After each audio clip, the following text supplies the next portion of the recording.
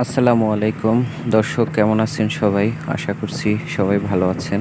আমি ঢাকা থেকে আমার গ্রামের বাড়িতে যাচ্ছি।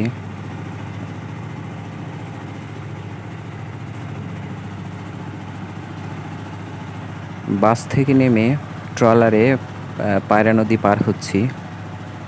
এই নদীটা প্রচুর ভয়ঙ্কর। এখানে প্রচুর ঢেউ থাকে। ফেরি ছাড়তে আরও বেশি সময় লাগবে বলে ট্রলারে যাচ্ছি। এরপরে একটি টমটমে করে যাচ্ছি বাড়ির দিকে। চলে এসেছি আমাদের বাড়িতে। আমাদের পুরনো ঘর ভেঙে নতুন করে ঘর তৈরি করা হচ্ছে। মা মাছ রান্না করছে। এই দিনে মূলত গ্রামে রান্নাঘরের বাইরে এভাবে রান্না করা হয়। বরিশালের ভাষায় আউলি বলা হয়। আউলিতে রান্না করে। আমার মা মাটির চুলা তৈরি করে রেখেছে, আর ওই সামনেই রান্নাঘর তৈরি হবে। এখন দেখাবো আমার আব্বা কি করেছেন পুকুরের মাঝে। তিনি তার পুকুর বাগান করেছে।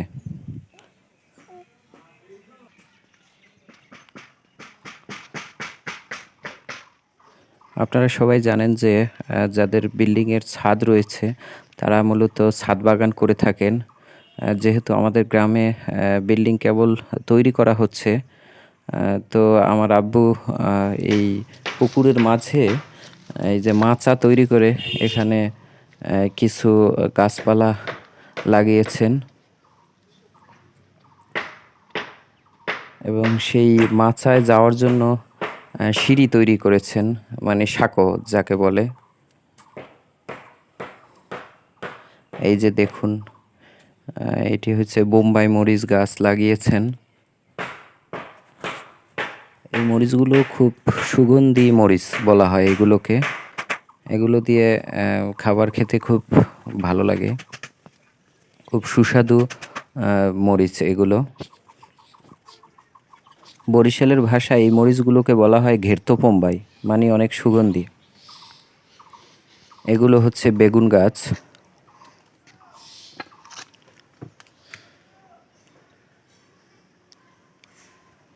আমার আব্বু সরকারি চাকুরি করত, তো সে অবসর নিয়েছেন গত বছরের আগের বছর।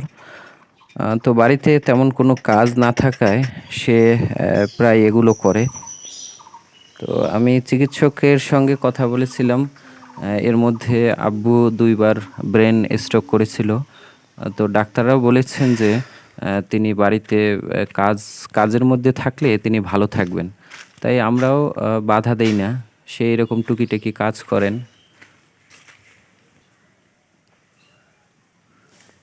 বাড়ির গাছে কাঁঠাল হয়েছে। প্রতি বছর এর থেকে অনেক বেশি কাঁঠাল হয়। এবছর একটু কম হয়েছে, তাও আল্লাহর কাছে শুকরিয়া। আল্লাহ আমাদের তার পক্ষ থেকে নেয়ামত দিয়েছেন। পাশেই আব্বু লাগিয়েছেন এই গাছটাকে, এক ধরনের সুগন্ধি গাছ বলা হয়। এগুলো দিয়ে চা এবং পায়েস রান্না করলে একটা আলাদা ফ্লেভার পাওয়া যায়। এই যে এইগুলো, পাশেই কচু গাছ এবং বিলাতি ধনেপাতা বলা হয়। অন্য আরেকটি কাঁঠাল গাছেও প্রচুর কাঁঠাল ধরেছে এবছর।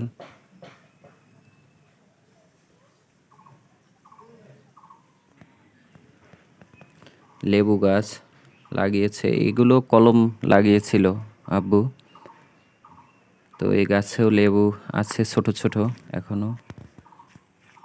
আরও অনেক গাছ রয়েছে, এগুলোর নাম আমি বলতে পারি না। এগুলো হচ্ছে আনারস গাছ।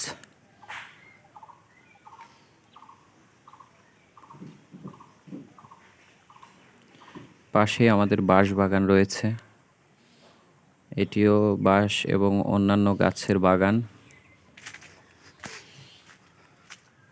এই যে পাতাগুলো দেখছেন, এগুলো আমাদের বাসা থেকেও ছাড়াও অন্যান্য যে এলাকার নারীরা রয়েছেন তারা এগুলো ঝাড়ু দিয়ে এগুলো লাকড়ি হিসেবে ব্যবহার করে থাকেন।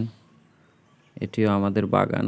এই বাগানে আমার একটি পরিকল্পনা রয়েছে যে আমি গ্রামে গিয়ে এখানে একটি খামার তৈরি করব, গরুর খামার ইচ্ছা আছে। তো পাশেই আছে একটি কলা বাগান, আরেকটি কলা গাছে কলা ধরেছে। এটি মূলত বরিশালের ভাষায় কাড়ালি কলা বলা হয়। এটিও মূলত কাডালি কলা, এবং সামনে যে লাল একটি ফলের মতো দেখছেন এটিকে বরিশালের ভাষায় মোসরা বলা হয়। এখন একটু মুরগির পিছনে যাচ্ছি, দেখি মুরগিটা কোথায় যায়। তো দর্শক ভালো থাকুন, পরবর্তীতে আমার ভিডিওগুলো দেখার জন্য অপেক্ষা করুন। আল্লাহ হাফেজ, আসসালামু আলাইকুম।